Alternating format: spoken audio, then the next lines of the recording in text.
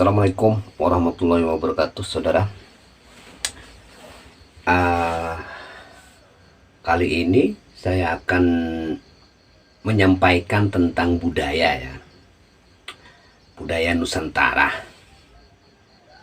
Karena saya melihat dan mendengar ada yang menyinggung tentang sejarah.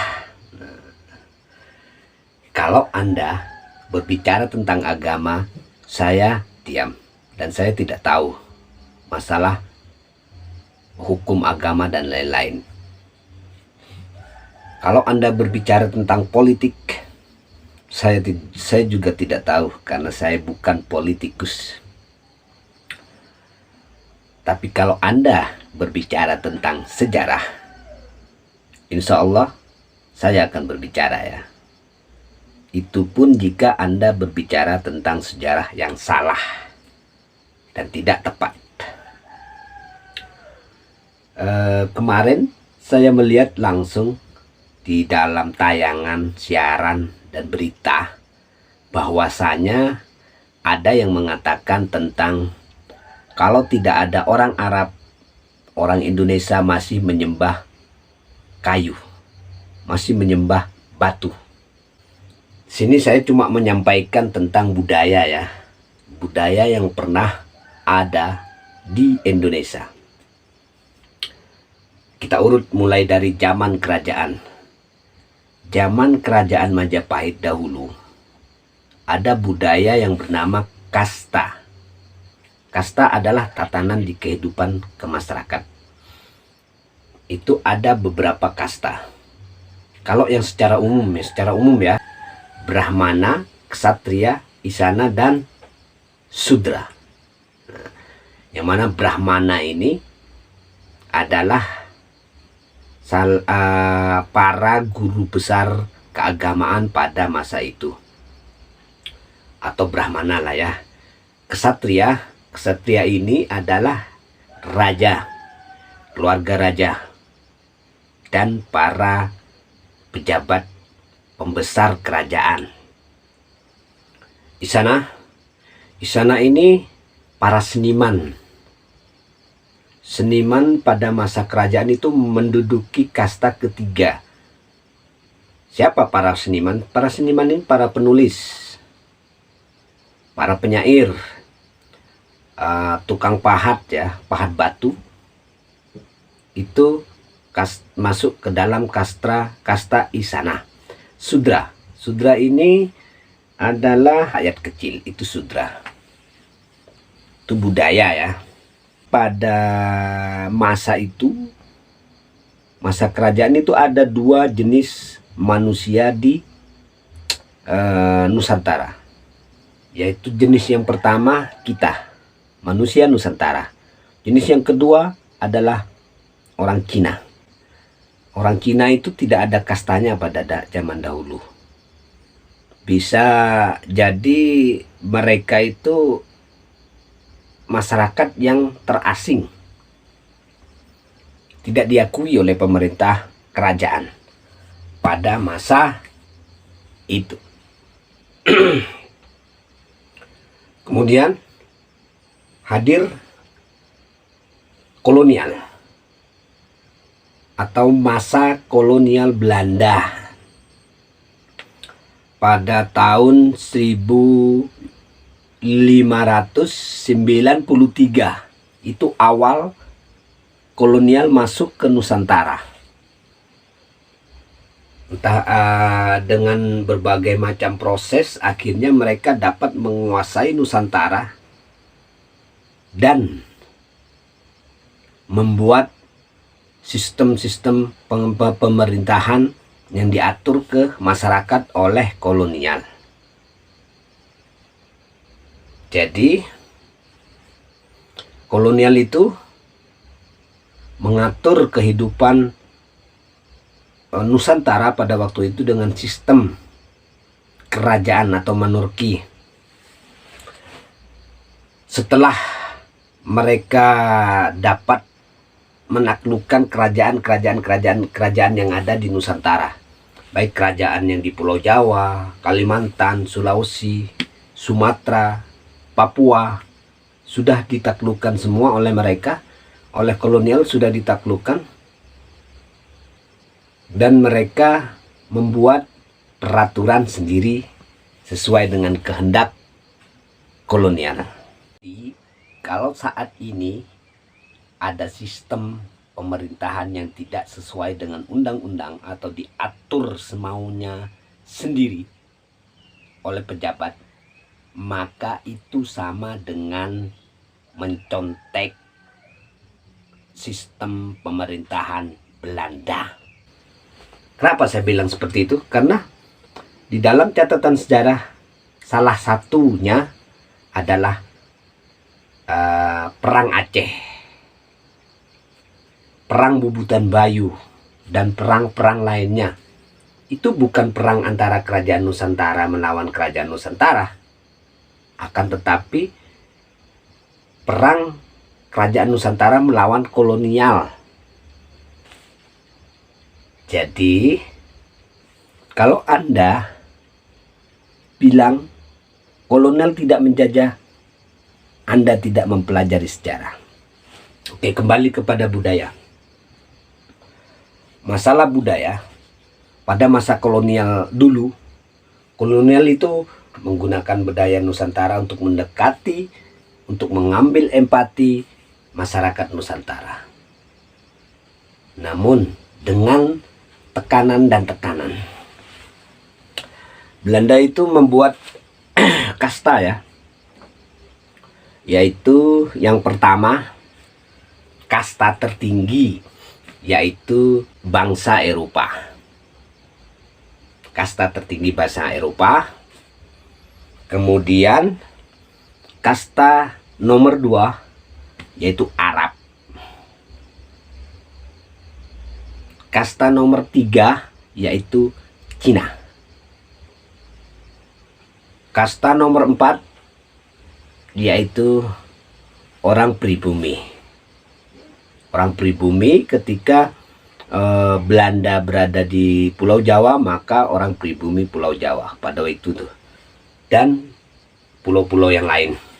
Yang paling banyak sebenarnya, yang paling banyak itu dari pribumi ya. Yang paling banyak. Ini contoh saja di Probolinggo.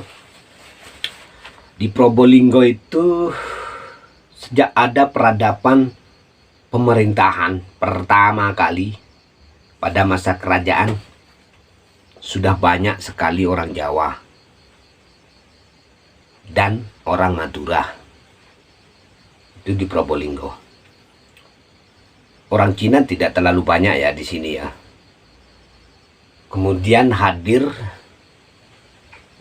kolonial pada tahun 1743. Mereka langsung menata pemerintahan di Probolinggo dengan merayu masyarakat Probolinggo agar mendukung kolonial pada masa itu. Sebenarnya kesulitan sih ya, masuknya kolonial ke Nusantara itu sangat kesulitan. Namun kolonial menemukan kelemahan kita. Kelemahan masyarakat Nusantara, yaitu dalam mengabdi itu membabi buta tanpa melihat norma-norma sebagai manusia. Kenapa? Karena kita orang Indonesia itu manusia, orang Arab manusia, orang Cina manusia, dan semuanya itu manusia. Jadi pada waktu itu kelemahan kita ditemukan oleh Belanda, yaitu mengabdi secara membabi buta pada satu golongan manusia. Sedangkan yang mereka tidak suka, maka mereka akan melawan. Itulah sifat orang Indonesia pada masa itu.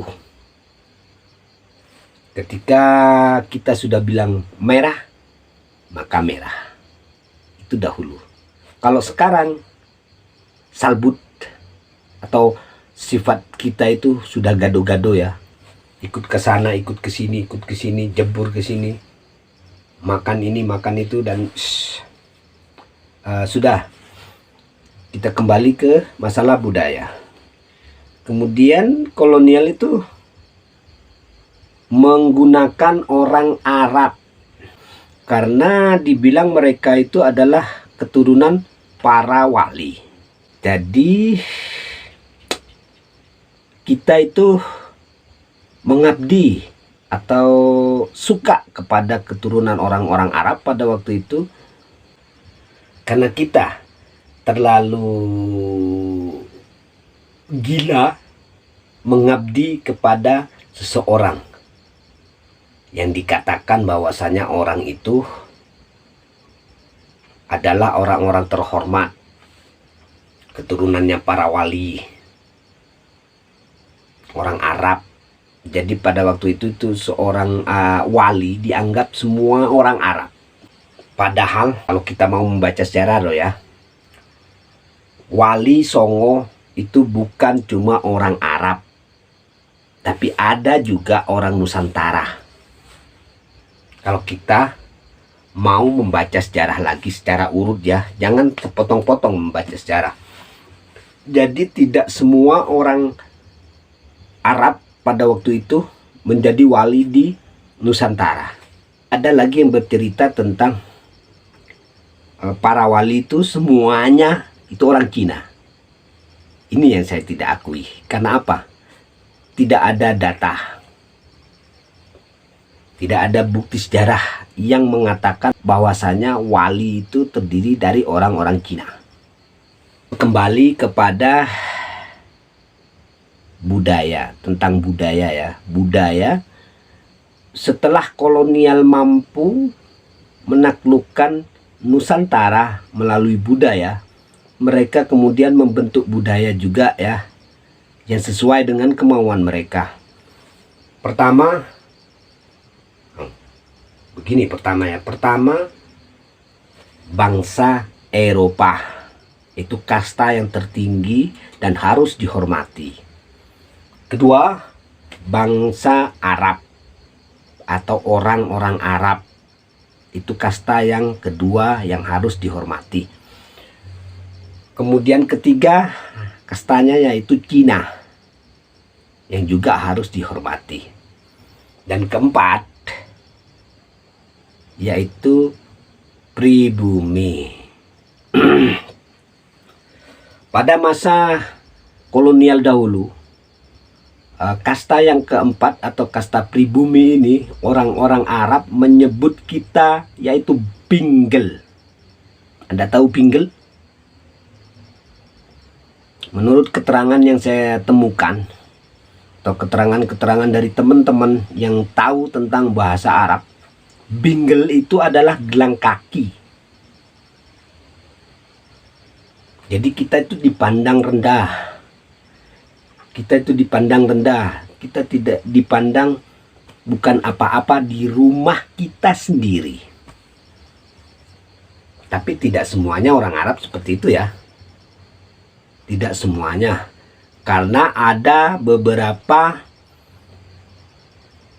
catatan sejarah yang mengatakan tentang Sumpah Pemuda Arab pada tahun 1928 itu ada beberapa sumpah yang disampaikan oleh para pemuda, tentunya para pejuang ya, oleh para pemuda yang ada di Nusantara.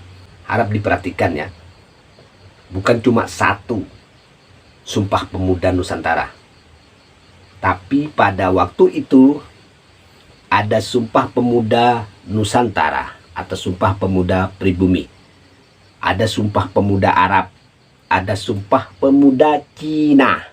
Dari sisi ini itu ada baiknya ya. Jadi pada 1928 itu Sumpah Pemuda Arab mengatakan bahwasanya kami orang-orang Arab mendukung sepenuhnya perjuangan rakyat Nusantara atau rakyat Indonesia untuk merdeka dari penjajahan kolonial. Itu sejarah tentang Sumpah Pemuda Arab. Sedangkan Sumpah Pemuda Cina mengatakan bahwasanya kami orang-orang Cina di Nusantara mendukung Belanda dan tidak sama sekali mendukung kemerdekaan Indonesia. Itu Sumpah Pemuda Cina. Kembali lagi ke budaya ya saudara, ke budaya. Pada zaman dahulu itu, setelah Belanda hilang atau dapat terusir dari Nusantara, sudah kita merdeka. Pada masa kita merdeka, ini Belanda sudah hilang ya. Ini Belanda sudah hilang. Sudah tidak ada di Nusantara. Namun kasta atau aturan yang dibuat oleh Belanda itu masih dianggap ada, yaitu kasta. Ada 4 ya tadinya ya. Kastanya itu ada 4. Belanda atau bangsa Eropa, Arab, Cina, pribumi. Nah, ini ada 4. Kemudian bangsa Eropa ini sudah tidak ada, otomatis tinggal 3, yaitu Arab, Cina, dan Nusantara atau pribumi. Nah, di antara Arab dan Cina ini, saat ini tanpa kita ketahui, tanpa kita sadari, mereka ini saling berebut pengaruh di hadapan kita. Saling berebut pengaruh di hadapan pribumi Nusantara untuk menancapkan kekuasaan mereka kembali, supaya mereka dapat diakui bahwasanya mereka adalah orang-orang terhormat. Karena Belanda sudah tidak ada, mereka saling berebut pengaruh untuk menjadi kasta yang tertinggi atau menjadi kasta yang nomor 1. Jadi selama ini kasta nomor 3 atau pribumi itu oleh mereka tetap dianggap pinggel atau tidak tahu apa-apa dan tetap dianggap bodoh oleh mereka ya. Jadi kenapa saat ini ketika kita suka kepada mereka, kita selalu buta dalam mengartikan sebuah pengabdian. Saya berbicara seperti ini atas dasar penelitian sejarah, juga mendapat cerita dari keturunan ulama besar. Beliau bercerita terhadap saya tentang budaya yang dipaksakan oleh Belanda dan dipakai sampai sekarang. Jadi sampai sekarang kita itu dianggap orang bodoh, orang tidak tahu apa-apa oleh 2 kasta ini ya saudara. Jadi kenapa kita harus selalu dianggap bodoh? Karena kelemahan kita adalah keramahan kita. Kita mampu ramah kepada orang lain, tapi kita tidak bisa ramah kepada kita sendiri. Jadi itu kelemahan kita. Yang saya heran, kenapa kita saat ini mau saja dianggap bodoh. Padahal itu kita itu dari dahulu adalah bangsa yang pintar, bangsa yang cerdas, bangsa yang baik, bangsa yang berpendidikan. Kenapa kita harus mau dianggap bodoh? Semuanya terserah Anda. Kalau saya pribadi, saya tidak mau dianggap bodoh. Juga tidak mau dipuji-puji sebagai orang pintar. Saya tahu apa yang saya kerjakan sesuai apa yang saya tahu. Itu saja yang saya tahu. Dalam hal ini juga yang saya tahu adalah sejarah. Jadi saya harus berbicara tentang sejarah. Budaya berkaitan dengan sejarah. Jadi saya harus berbicara ya. dan menyampaikan sejarah sejujur-jujurnya. Ketika sejarah mengatakan A, maka saya akan berbicara A. Karena berbicara sejarah itu harus ada data. Sejarah tanpa data, tanpa bukti sejarah, maka itu sama saja dengan pembohongan publik ya. Meskipun Anda orang mulia, katanya orang mulia, tapi dalam berbicara sejarah tanpa ada data, maka bicara Anda kosong. Saja dari saya, wabillahi taufiq wal hidayah. Wassalamualaikum warahmatullahi wabarakatuh.